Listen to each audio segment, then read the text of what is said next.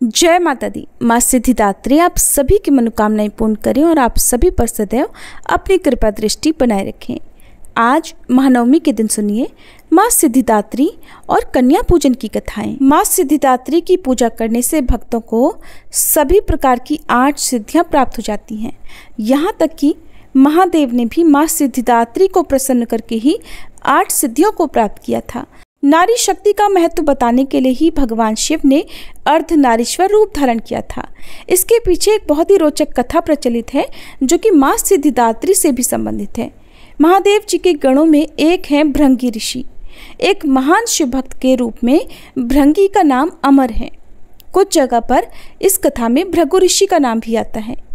कहते हैं कि जहाँ भगवान शिव होंगे वहाँ गणेश जी, नंदी, श्रृंगी, भृंगी और वीरभद्र का वास अवश्य ही होगा।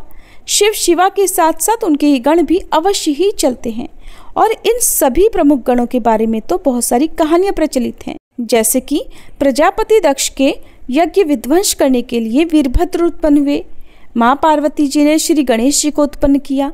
नंदी तो शिव जी के वाहन हैं जो धर्म के अवतार हैं। शिलाद मुनि के पुत्र के रूप में जन्म लेकर शिव जी के वाहन बने थे नंदी। आपने ये सारी कहानियां तो बहुत सुनी होंगी, लेकिन क्या प्रमुख शिवगण भृंगी की कथा आपने सुनी है? अगर नहीं सुनी तो चलिए आपको सुनाते हैं ताकि आप सब पर भी महादेव और जगत जननी माँ अम्बे की कृपा सदैव बनी रहे। भृंगी के 3 पैर कैसे हुए, इसके पीछे एक कथा प्रचलित है जो हमें बताती है कि उमा और शंकर के बीच का प्रेम कितना गहरा है। वे दोनों वस्तुतः एक ही हैं। दरअसल भृंगी की एक अनुचित जिद के कारण सदाशिव और जगदम्बा को अर्धनारीश्वर रूप धारण करना पड़ा था। भृंगी महान शिव भक्त थे। सदाशिव के चरणों में उनकी अत्यधिक प्रीति थी। उन्होंने स्वप्न में भी भगवान शिव के अतिरिक्त कभी किसी का ध्यान नहीं किया था। यहाँ तक कि वे जगत जननी माँ पार्वती जी को भी हमेशा सदाशिव से अलग ही मानते थे और केवल भगवान शिव की ही पूजा आराधना किया करते थे। शिवस्य चरणम केवलम के भाव में वे हमेशा रहते। उनकी बुद्धि ये स्वीकार ही नहीं कर पाती थी कि शिवजी और पार्वती जी में कोई भेद नहीं है, वे एक ही हैं। एक बार सदाशिव के परम भक्त भृंगी ऋषि कैलाश पर अपने आराध्य की परिक्रमा करने पहुँचे। हमेशा की तरह महादेव की बाईं जंघा पर आदि शक्ति जगदम्बा विराजमान थी। महादेव समाधि में लीन थे और माँ जगदम्बा चैतन्य थी। जगदम्बा जी के नेत्र खुले हुए थे। भृंगी आए तो थे शिवजी की परिक्रमा करने, परंतु शिवजी तो ध्यान मगन थे। शिव प्रेम में भृंगी मतवाले हो रहे थे और वह सिर्फ शिवजी की ही परिक्रमा करना चाहते थे, क्योंकि ब्रह्मचर्य की उनकी परिभाषा कुछ अलग थी। पर क्या करें, पार्वती जी तो शिवजी के वामांग में विराजमान हैं और भृंगी अपना उतावलापन रोक ही नहीं पाए। साहस इतना बढ़ गया कि उन्होंने जगदम्बा देवी से ही अनुरोध कर दिया कि वह शिवजी से अलग होकर बैठे ताकि वे शिवजी की परिक्रमा कर सकें। देवी जगदम्बा समझ गई कि ये है तो तपस्वी, लेकिन इसे अभी तक ज्ञान नहीं हुआ है। अब तक इसे केवल अधूरा ज्ञान ही प्राप्त हुआ है। इसलिए भृंगी के अनुग्रह को देवी जगदम्बा ने अनसुना कर दिया। भृंगी तो हट में थे, कुछ भी सुनने समझने को तैयार ही नहीं थे। उन्हें तो केवल सदाशिव की ही परिक्रमा करनी थी। तो वे फिर से देवी पार्वती जी से कहने लगे कि देवी आप कुछ क्षण के लिए ही हट जाएं ताकि मैं भगवान शिव की परिक्रमा कर सकूं। माँ पार्वती जी ने इस पर आपत्ति जताई और कहा कि इस तरह की अनुचित बातें बंद करो।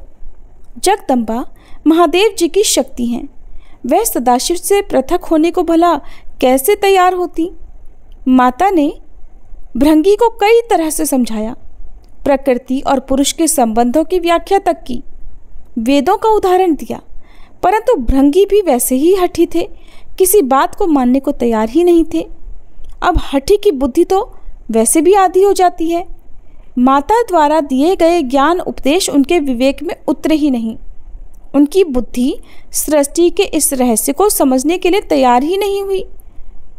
उन्होंने तो केवल शिव जी की ही परिक्रमा करने की ठान रखी थी। माता ने सोचा, इस अज्ञानी को कुछ भी समझाने का कोई लाभ ही नहीं है, इसे अनदेखा ही कर देना चाहिए।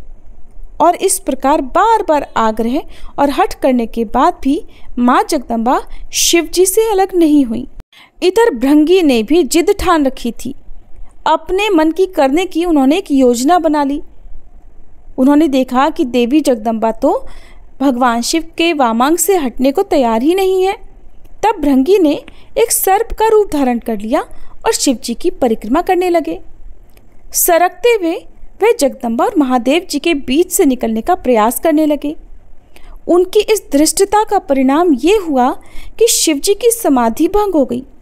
उन्होंने समझ लिया कि ये मूर्ख जगदम्बा को मेरे वाम अंग पर देखकर विचलित है और वह दोनों में भेद कर रहा है। तब इसे सांकेतिक रूप से समझाने के लिए शिव जी ने तत्काल ही अर्धनारीश्वर रूप धारण कर लिया। देवी जगदम्बा, जो अब तक प्रभु के वाम अंग में विराजमान थी, साक्षात दिखाई दे रही थी। अब जगदम्बा उन्हीं में विलीन हो गई थी।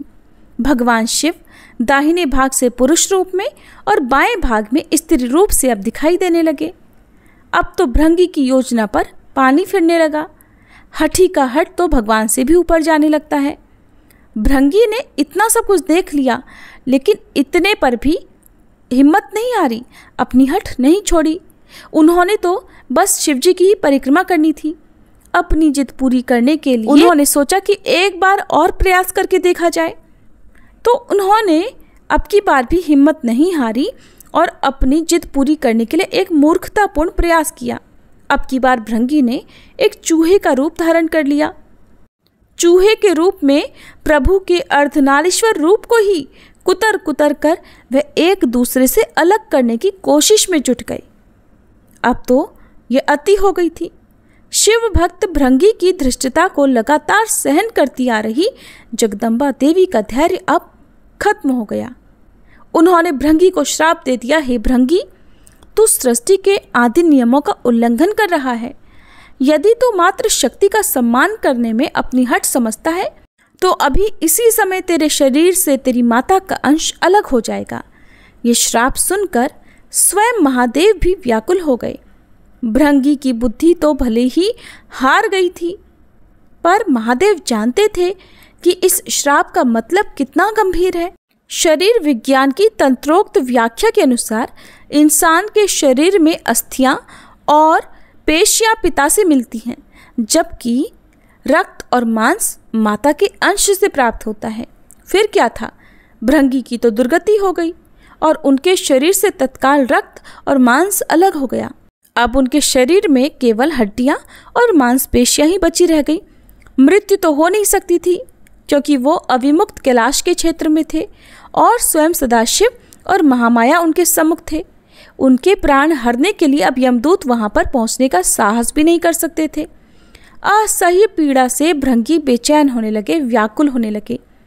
ये शाप भी तो आदिशक्ति जगदम्बा का दिया हुआ था, कोई भला कुछ कर भी कह सकता था। उन्होंने ये श्राप भृंगी की भेद बुद्धि को सही रास्ते पर लाने के लिए दिया था, इसलिए महादेव भी बीच में नहीं पड़े।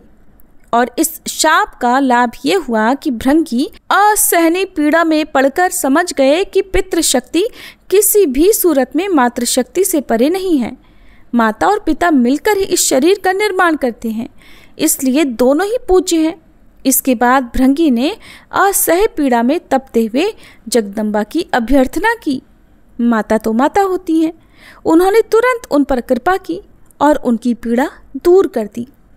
माँ जगदम्बा ने अपना शाप वापस लेने का उपक्रम शुरू किया, लेकिन धन्य थे भक्त भृंगी, उन्होंने माता को शाप वापस लेने से रोक दिया। भृंगी ने हाथ जोड़कर कहा, माता, मेरी पीड़ा दूर करके आपने मेरे ऊपर बड़ी कृपा की, परंतु मुझे अब इसी स्वरूप में रहने दीजिए। मेरा यह स्वरूप संसार के लिए एक उदाहरण होगा। इस सृष्टि में फिर से कोई मेरी तरह भ्रम का शिकार होकर माता और पिता को एक दूसरे से अलग समझने की भूल कभी नहीं करेगा। मैंने इतना अपराध किया माता, फिर भी आपने मेरे ऊपर कृपा की। अब मैं एक जीवंत उदाहरण बनकर सदैव आपके आसपास ही रहूँगा। भक्त भृंगी की यह बात सुनकर महादेव और देवी जगदम्बा दोनों प्रसन्न हो गए। अर्धनारीश्वर स्वरूप धारण किए हुए माँ जगदम्बा और पिता महादेव ने तुरंत भृंगी को अपने गणों में प्रमुख स्थान दे दिया। भृंगी चलने फिरने में समर्थ हो सके इसीलिए उन्हें तीसरा पैर भी दे दिया और तीसरे पैर से वह अपने भार को संभालकर भगवान शिव और देवी पार्वती जी के साथ साथ चलते हैं।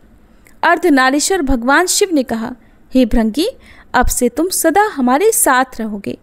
तुम्हारी उपस्थिति इस जगत के लिए एक संदेश होगी कि हर जीव में जितना अंश पुरुष है उतने ही अंश नारी भी है। नारी और पुरुष में भेद करने वाले की गति तुम्हारे जैसी हो जाती है। पुरुष और स्त्री मिलकर संसार को आगे बढ़ाएं। दोनों बराबर अंश के योगी हैं। यही सिद्ध करने के लिए मैंने अर्धनारीश्वर रूप धरा है। स्त्री पुरुष दोनों का अपना स्थान, अपना अपना अस्तित्व है और इसे नकारने वाले को शिव और शिवा दोनों में से किसी भी की कृपा कभी प्राप्त नहीं हो सकती। और जो भी शिव शिवा में भेद करेगा वह मृत्यु लोक में सदा शिव शिवा की कृपा के लिए तरसता ही विदा हो जाएगा। भृंगी को फिर वो पद प्राप्त हुआ जिसे प्राप्त करने के लिए इंद्र आदि देवता भी तरसते रहते हैं, लालयित रहते हैं। सभी प्रेम से बोलिए अर्धनारीश्वर भगवान की जय, माँ सिद्धिदात्री की जय। अब कन्या पूजन की कथा सुनने से पहले आइए हम सब मिलकर अर्धनारीश्वर स्तोत्र का हिंदी पाठ भी सुन लेते हैं। जिनका शरीर चंपा के फूलों जैसा है और शेष आधा शरीर कपूर के जैसे गोरे शंकर जी का है, जो आधे शरीर पर जटा धारण किए हुए हैं और जिनके आधे शरीर पर सुंदर केशपाश सुशोभित हो रहे हैं, ऐसी देवी पार्वती और भगवान शंकर को प्रणाम है। जिन पार्वती जी के शरीर पर कस्तूरी और कुमकुम का लेप लगा हुआ है और भगवान शंकर के शरीर पर चिता की भस्म लगी हुई है। देवी पार्वती कामदेव को जिलाने वाली हैं और महादेव उसे नष्ट करने वाले हैं। ऐसी देवी पार्वती और भगवान शंकर को हमारा प्रणाम है, जो पैरों में चमकती हुई पायल को धारण किए हुए हैं और जो पैरों में सर्पराज की पायल पहने हैं, जो सोने के बाजूबंद पहने हुए हैं और जो भुजा में सर्प धारण किए हुए हैं, उन शिव को नमस्कार है और शिवा को अर्थात देवी पार्वती को नमस्कार है। जिन पार्वती जी के बड़े नेत्र खिले हुए नीले कमल के समान हैं, जिन शिव जी के नेत्र खिले हुए कमल के समान बड़े हैं, जिन पार्वती जी के 2 सम नेत्र हैं और जिनके 3 नेत्र हैं, उन शिवा को नमस्कार है, उन शिव को नमस्कार है। जिन पार्वती जी के केश मंदार के पुष्पों से सुसज्जित हैं और जो शिव जी मुंडों की माला धारण किए हुए हैं, जिन पार्वती जी के वस्त्र दिव्य हैं और जो शिव जी दिगंबर अर्थात आकाश को ही वस्त्र के रूप में धारण करने वाले दिगंबर हैं, उन शिवा और शिव को नमस्कार है। जिनके केश जल से भरे हुए काले बादलों के समान हैं, जिनकी जटा में बिजली की चमक जैसी लालिमा है, जिनका कोई ईश्वर नहीं है और जो समस्त संसार के ईश्वर हैं, उन शिवा को नमस्कार है, उन शिव को नमस्कार है। हम सभी उन शिवा शिव को बारंबार नमस्कार करते हैं। ये था अर्धनारीश्वर स्तोत्र का हिंदी अनुवाद। आइए भक्तजनों, अब हम सभी सुनते हैं कन्या पूजन की कथा। नवरात्रि के अंतिम दिन माँ सिद्धिदात्री की पूजा का विशेष महत्व है। शास्त्रों में कहा गया है कि माँ सिद्धिदात्री समस्त सिद्धियों की अधिष्ठात्री हैं। उनकी उपासना करने से मनुष्य को सभी सिद्धियाँ, सुख, वैभव और मोक्ष की प्राप्ति होती है। इसी दिन कन्या पूजन का विधान है। छोटी छोटी कन्याओं को देवी का रूप मानकर उनका स्वागत किया जाता है, उनके चरण धोए जाते हैं, उन्हें सात्विक भोजन कराया जाता है और उपहार देकर विदा किया जाता है। कहा गया है कि बिना कन्या पूजन के नवरात्रि साधना अधूरी मानी जाती है। और आज कन्या पूजन की ये कथा आधुनिक समाज के लिए एक संदेश है। समय बदल चुका है। विज्ञान और तकनीकी के युग में जहां लोग स्वयं को प्रगतिशील मानने लगे हैं, वहीं दूसरी ओर बेटियों पर अत्याचार, भ्रूण हत्या, दहेज प्रथा और शोषण जैसी घटनाएं और भी तेजी से बढ़ रही हैं। छोटी बच्चियां जिनके हाथों में गुड़िया होनी चाहिए, वे भय और पीड़ा से जूझ रही हैं। गली चौराहों पर जब कोई समाचार आता है कि किसी मासूम कन्या पर अत्याचार हुआ है, तो माँ सिद्धिदात्री का हृदय भी करुणा और वेदना से भर उठता है। माँ भी सोचती हैं कि ये वही धरती है जहाँ कन्याओं को देवी का स्वरूप मानकर पूजते थे। आज यही समाज उनके आंसुओं को अनदेखा कर रहा है। क्या लोगों ने भुला दिया कि हर कन्या में ही तो मेरा अंश बसता है? माँ सिद्धिदात्री अपने दिव्यलोक से आधुनिक समाज को देख रही हैं। वे देख रही हैं कि एक और नवरात्रि में भक्त घर घर जाकर कन्याओं को आमंत्रित करते हैं, उनका पूजन करते हैं, उन्हें देवी मानकर उनके चरण पखारते हैं, भोजन कराते हैं, उनसे आशीर्वाद लेते हैं। और वहीं दूसरी ओर वही समाज अपने ही घर की बेटियों को बोझ समझने लगा है। माँ सिद्धिदात्री सोच रही हैं, क्या केवल रस्म निभाना ही कन्या पूजन रह गया है, या फिर कन्या पूजन का असली अर्थ ये है कि बेटियों को सम्मान, सुरक्षा और शिक्षा दी जाए? क्या मेरा आशीर्वाद पाने के लिए केवल थाली सजाना ही काफ़ी है, या फिर कन्याओं को हृदय से देवी मानना जरूरी है? एक बार एक छोटे से कस्बे में नवरात्रि का उत्सव चल रहा था। लोग धूमधाम से कन्या पूजन की तैयारी कर रहे थे। हर घर में हवन, भजन और सजावट हो रही थी। पर एक घर ऐसा भी था जहां कन्या पूजन केवल परंपरा नहीं बल्कि जीवन का संकल्प था। वहां के परिवार ने अपने मोहल्ले की गरीब बेटियों को बुलाकर न केवल भोजन कराया बल्कि उन्हें किताबें, पेंसिल और कपड़े भी दिए। उन्होंने बच्चों से कहा कि तुम सब माँ सिद्धिदात्री का ही रूप हो। तुम्हारी मुस्कान ही असली आरती है। तुम्हारी शिक्षा और सुरक्षा ही हमारी असली पूजा है। और उसी रात माँ सिद्धिदात्री उस घर में प्रकट हुई। मुस्कुराते हुए बोली, यही तो मेरा सच्चा पूजन है। जब तुम कन्या को ज्ञान और सम्मान दोगे तभी तो मेरा आशीर्वाद भी तुम्हें स्थायी मिलेगा। माँ सिद्धिदात्री ने पूरे समाज को संदेश दिया, आज मैं देखती हूँ कि लोग मेरे छोटे छोटे स्वरूपों पर अत्याचार कर रहे हैं। जो हाथ फूलों से, गुड़ियों से खेलना चाहिए, वही हाथ अन्याय के मारे कांप रहे हैं। जो आंखें सपनों से चमकती रहनी चाहिए, वह भय से ढकी रहती हैं। हे मनुष्य, यदि सच में मेरी पूजा करनी है तो कन्याओं को सुरक्षित करो, उन्हें शिक्षा दो, बराबरी दो और उनके हृदय में सम्मान भरो। कन्या पूजन केवल थाली और मिठाई से नहीं बल्कि उनके जीवन को संवारने से होता है। कन्या पूजन का असली अर्थ ये नहीं कि वर्ष में केवल 2 बार बेटियों को भोजन कराकर देवी मान लिया जाए, बल्कि ये है कि पूरे जीवन भर हर कन्या को सुरक्षा, सम्मान, संस्कार और समान अवसर दिए जाएं। तभी माँ सिद्धिदात्री प्रसन्न होंगी और समाज को वास्तविक सिद्धियां प्रदान करेंगी। इस प्रकार कन्या पूजन का महत्व तभी पूर्ण होता है जब ये केवल नवरात्रि तक सीमित न रहे बल्कि पूरे जीवन का संस्कार बन जाए।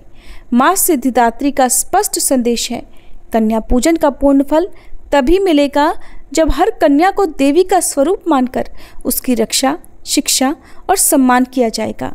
प्रिय श्रोताओं, अब आपको सुनाते हैं नवरात्रि में प्रत्येक दिन सुनी जाने वाली माँ दुर्गा की कथा, जिसे यदि आपने अब तक एक बार भी नहीं सुना है तो आज माँ सिद्धिदात्री की पूजा करके जब भी आपके पास समय हो, शांत और सच्चे मन से पूर्ण श्रद्धा के साथ इस कथा को सुनिएगा। आपके घर में जो भी अभाव है, आपके जीवन में जो भी दुख है, जो भी अभाव है, वो माँ अम्बे की कृपा से अवश्य दूर होगा। धार्मिक कथाओं के अनुसार एक बार बृहस्पति जी ने श्री ब्रह्मा जी से प्रश्न किया कि हे ब्रह्मा जी, चैत्र और आश्विन मास के शुक्ल पक्ष में नवरात्रि का व्रत और उत्सव क्यों किया जाता है? इस व्रत का क्या फल मिलता है और इसे किस प्रकार करना उचित है? सबसे पहले इस व्रत को किसने किया था? तब बृहस्पति जी के इस प्रश्न के उत्तर में श्री ब्रह्मा जी ने कहा, हे बृहस्पति, प्राणियों के हित की इच्छा से आपने बहुत उत्तम प्रश्न किया है।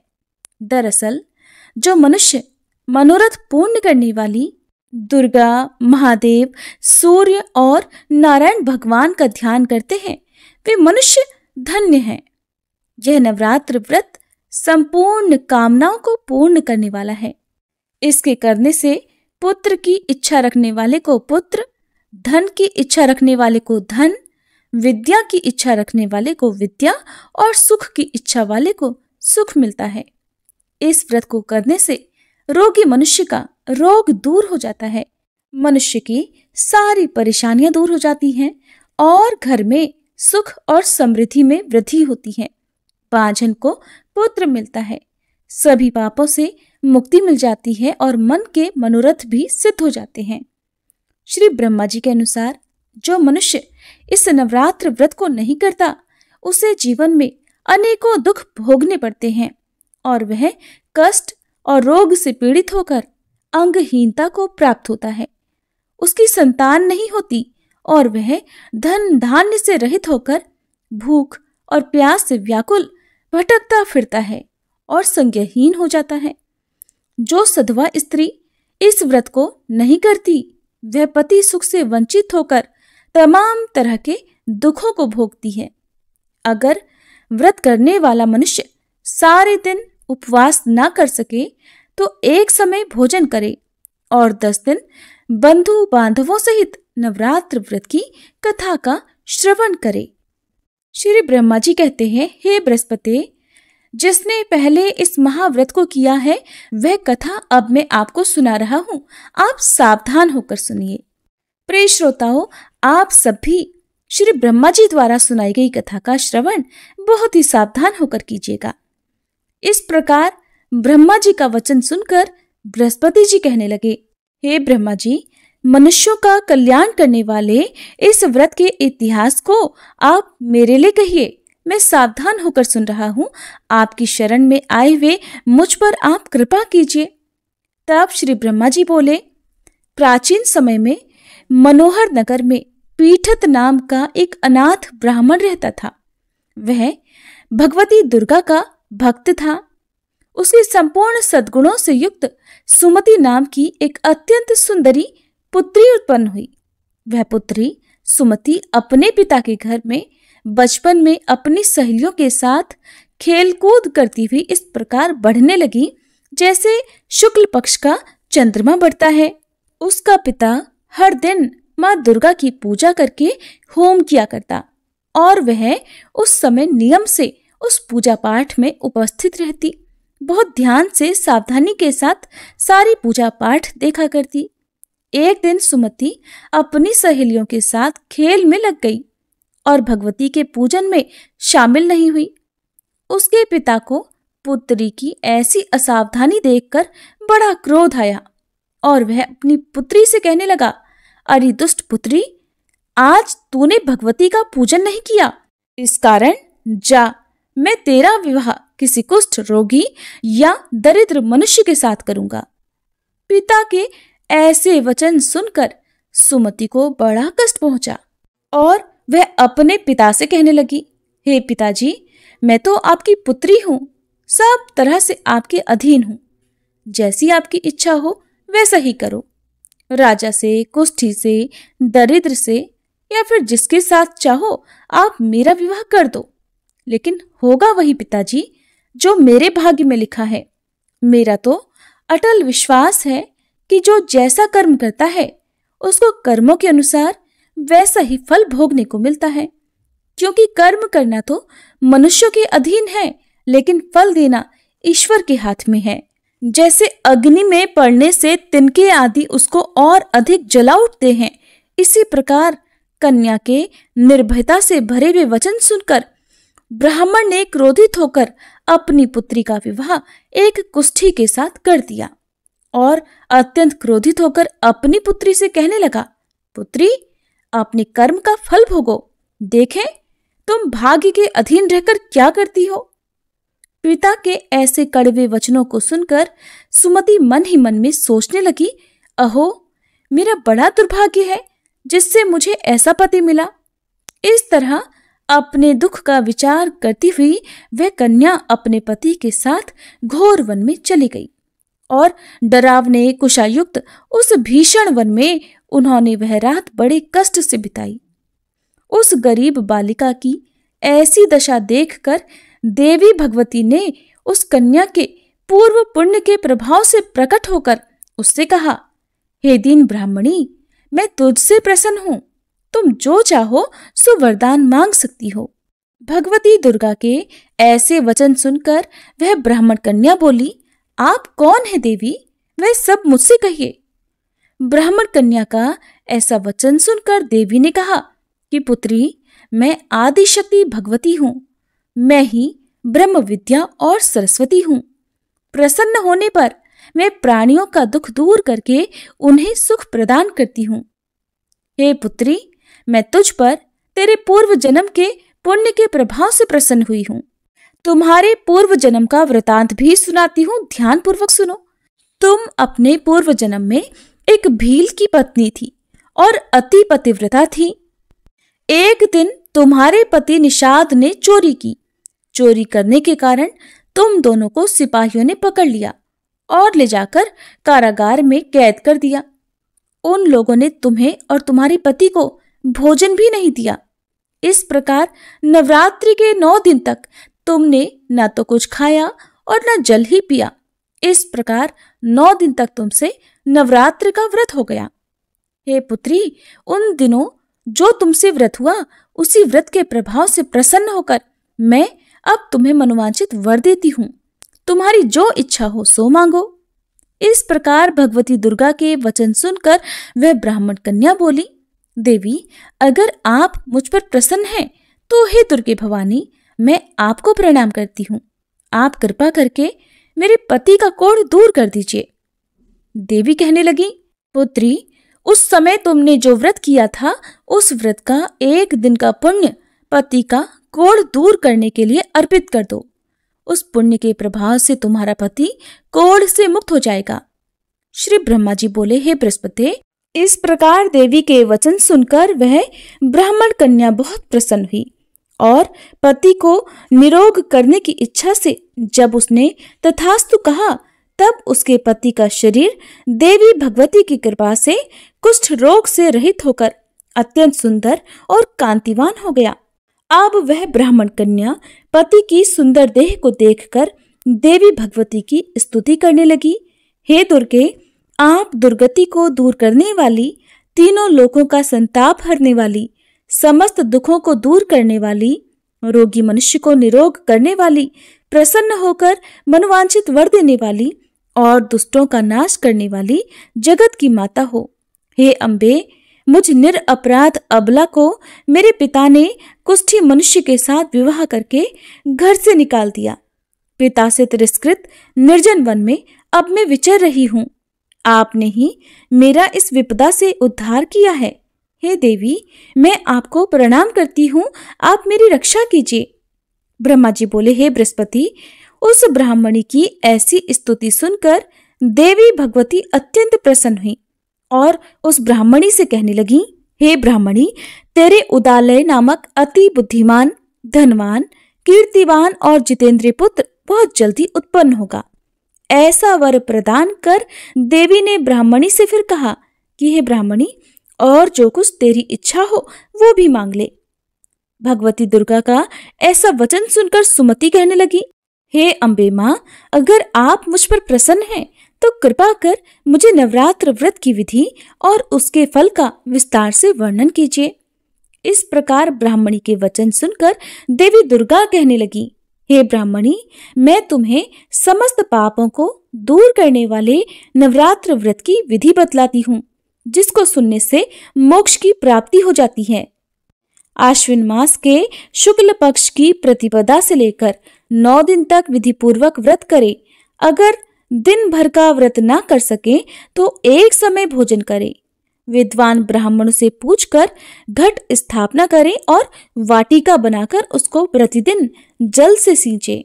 महाकाली, महालक्ष्मी और महासरस्वती देवी की मूर्तियां स्थापित कर उनकी नित्य विधि सहित पूजा करें और पुष्पों से विधि पूर्वक अर्घ्य दें। बिजौरा के फल से अर्घ्य देने से सुंदर रूप की प्राप्ति होती है। जायफल से अर्घ्य देने से कीर्ति, दाख से अर्घ्य देने पर कार्य की सिद्धि होती है। आंवले से अर्घ्य देने से सुख की प्राप्ति और केले से अर्घ्य देने से आभूषणों की प्राप्ति होती है। इस प्रकार पुष्पों और फलों से अर्घ्य देकर व्रत समाप्त होने पर 9वें दिन यथाविधि हवन करें।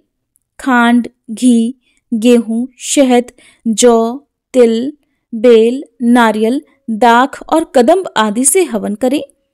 गेहूं से होम करने से श्री लक्ष्मी की प्राप्ति होती है।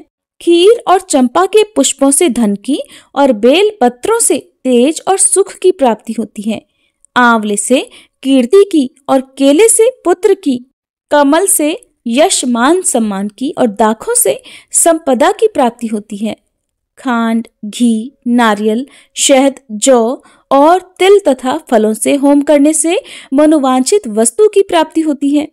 व्रत करने वाला मनुष्य इस विधि विधान से होम करके ब्राह्मण को अत्यंत नम्रता के साथ प्रणाम करे और यज्ञ की सिद्धि के लिए उसे दक्षिणा दे। इस प्रकार बताई हुई विधि के अनुसार जो भी मनुष्य व्रत करता है उसके सारे मनोरथ पूर्ण हो जाते हैं, इसमें बिल्कुल भी संदेह नहीं। इन 9 दिनों में जो कुछ दान आदि दिया जाता है उसका करोड़ों गुना फल मिलता है।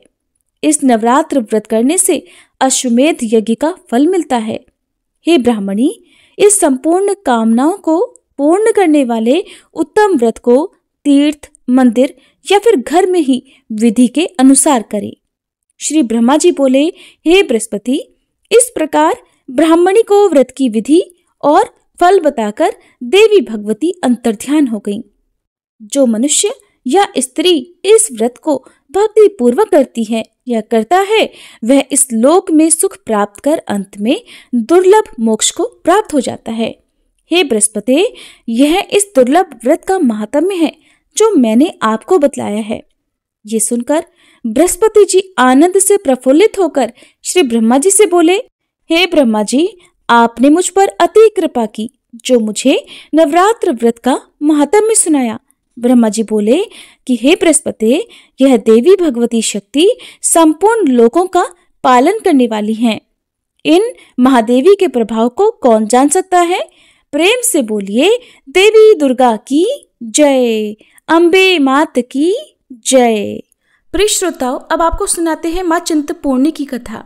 माँ चिंतपूर्णी को समर्पित मंदिर ऊना जिले की अंब तहसील के चिंतपूर्णी गांव में स्थित है।